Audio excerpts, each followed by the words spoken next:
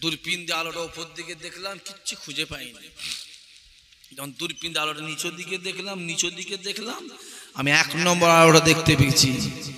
1 নম্বর আলোটা দেখতে লেগেছি। সুস্মিতা উইলিয়াম চাঁদে গিয়েছিল, চাঁদে।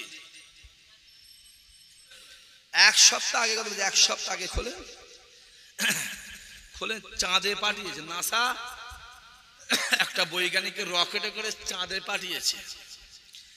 চাঁদ থেকে বৈজ্ঞানিক গিয়ে চাঁদ থেকে বলছে আমি আকাশে, জমিনে, আকাশে যা কিছু দেখেছি, আমি বলছি এই পৃথিবীর একটা মালিক আছে। জোরে হবে না? মোবাইলটা খোলো, দেখবে সব গিলাপ পরে আছে, চশমার মধ্যে পরে আছে, গিলাপ ফুল ঢাকা। সে বলছে আমি চাঁদে এসে যা দেখেছি, আমি বলছি এই পৃথিবীর মালিক একটা আছে। জোরে বলে।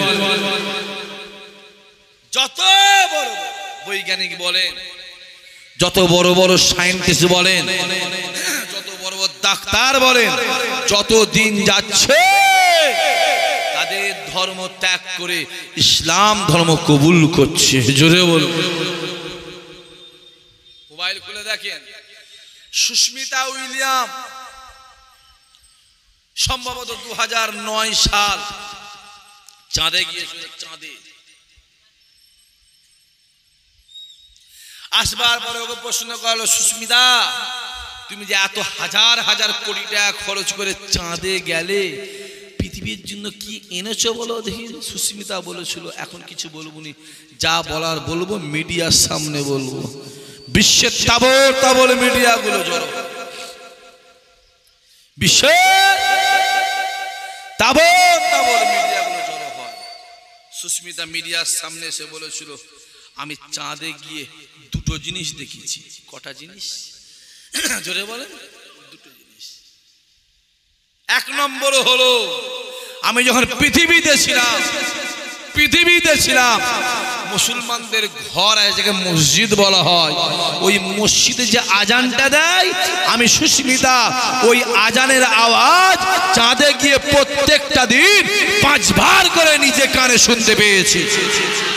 জোরে হবে না? 2 নম্বর হলো, আমি চাঁদে গিয়ে 2টো আলো দেখেছিলাম। আলো দেখেছি। দূরবীন দিয়ে আলোটা উপর দিকে দেখলাম, কিচ্ছু খুঁজে পাইনি। যখন দূরবীন দিয়ে আলোটা নিচের দিকে দেখলাম, আমি 1 নম্বর আলোটা দেখতে পেয়েছি। 1 নম্বর আলোটা দেখতে লেগেছি মক্কা শরীফের উপর দিয়ে, আর 2য় নম্বর আলোটা নিজের চোখে দেখেছি মদিনা শরীফের উপর দিয়ে। ডাকো একটা ইমামকে, আমি ইমামের হাতে হাত দিয়ে ইমানের কলেমা পড়তে চাই। জোরে হবে না? খোদার দিন কিভাবে রাখবে কে জানে। জোরে বলে। কাবার সম্মান কে বাড়াবে? মদিনার সম্মান কে বাড়াবে? আমার আল্লাহ বাড়াবে। অনেকে বলে তো নবী দিবস চলবে না, নবী দিবস চলবে না। খোলো মোবাইল, এবারে খোলো। 12 বেলা সকাল বেলায় মদিনা শরীফের বাইরে টোটাল চত্বরটায় দাঁড়িয়ে দাঁড়িয়ে সালামও পড়া হয়েছে, মোনাজাতও করা হয়েছে। জোরে বল।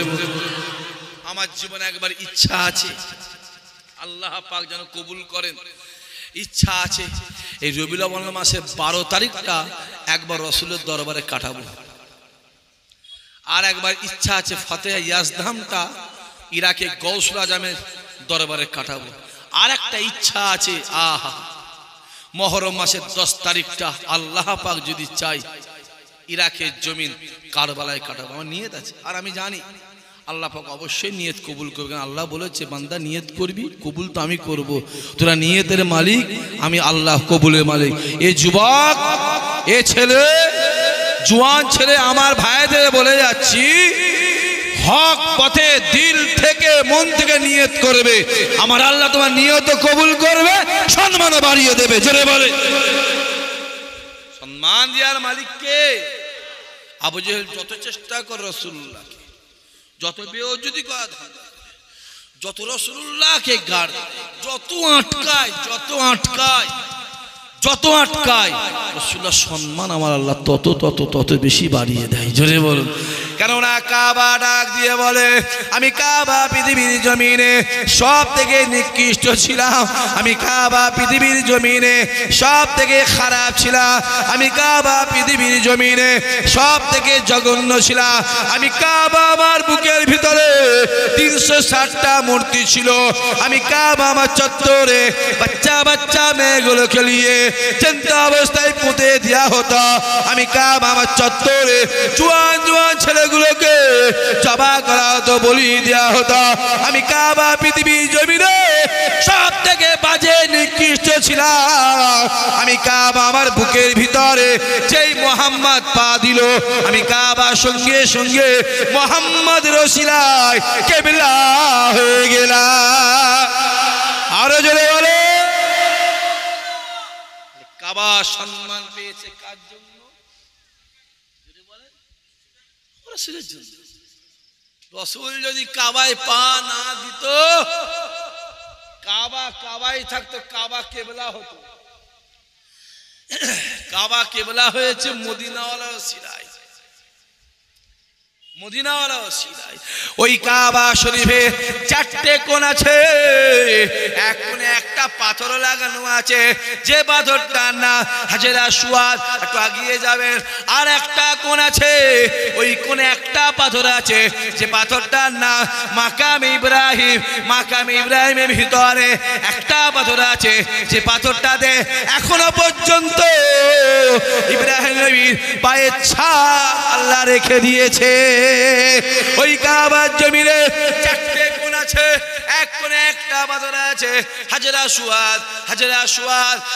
সুয়াদ। উমারে ফারুক হুজুর আমার এক পা দুপা করে কাবার চত্বরে এক পা দুপা করে তোয়াফটাকে করে এক পা দুপা করে পাথরের সামনে গিয়ে দাঁড়িয়ে যায়, এ পাথর রে, এ হাজরা সুয়াদ রে, আমি ওমর তোর সামনে এসেছি, এ হাজরা সুয়াদ শুনে রেখে দাও, আমার কাছে তোর কোনো মূল্য নাই, আমার কাছে তোর কোনো দাম নাই, এ হাজরা সুয়াদ শুনে রেখে দে, তুই কিছুই করতে পারবি না, তোর কোনো ক্ষমতা নেই, তোর কোনো পাওয়ার নেই, তোর কোনো ক্ষমতা নেই, এ হাজরা সুয়াদ শুনে রেখে দাও, আমি ওমর কাছে তোর কোনো মূল্য নাই। যুবকেরা আমার ভালো ডাক দিয়ে বলেছিল, এ হাজরা সুয়াদ শুনে রেখে দে, রাসূলুল্লাহ তোর বুকে চুমা দিয়েছে বলে আমি ওমর তোর কাছে চুমা দিতে এসেছি। আরো জোরে বলে। এমনি সেই পাথর নবী আমার ডাক দেয়, বাবা সাহাবারা শুনে রেখে দাও, আমি রাসূলুল্লাহ জানিয়ে দিলাম, জীবনে জিন্দেগিতে হায়াতে মওতে, জীবনে জিন্দেগিতে হায়াতে মওতে যদি কোনো আমার গুনাহগার উম্মতে একবার জাসওয়ারে চুমা দেয়, আমি রাসূলুল্লাহ জানিয়ে দিলাম, আমার আল্লাহ পাক তার জীবনে জিন্দেগির গুনার খাতা থেকে আল্লাহ মাফ করে দেয়। যে হ্যাঁ এটুকু বলবো, 100টা হাজি হজে গেলে 70টা চান্স পাই না, 70টা কি হলো? চুপ করে বস, যার দরকার শেষে বসবে। এত লোক হলে আমি কি করবো? কি আমার দোষ? মদিনাওয়ালার দোষ, তাই তো বলো। আরে কথা বলো না, কি আমার দোষ না এদের দোষ? মদিনাওয়ালা কথা হয়েছে, মদিনাওয়ালা পাগলগুলো হাজির হয়ে গেছে, ঠিক না? বল, কথা বলেন না কেন? কথা বলুন, একটা কথা বলবেন না, কথা একদম কথা বলুন। ছোট জায়গা, প্যান্ডেল ভরে গেছে, হ্যাঁ আল্লাহ শুকর, দাদা পীরের দোয়ায়, আল্লাহ শুকর, দাদা পীরের দোয়ায় যেখানে যাই একই কন্ডিশন ভাই, বলেন হ্যাঁ কি না বলেন? এ যুবকগুলো কথা বলুন না কেন? চাচা যেখানে যাই একই কন্ডিশন।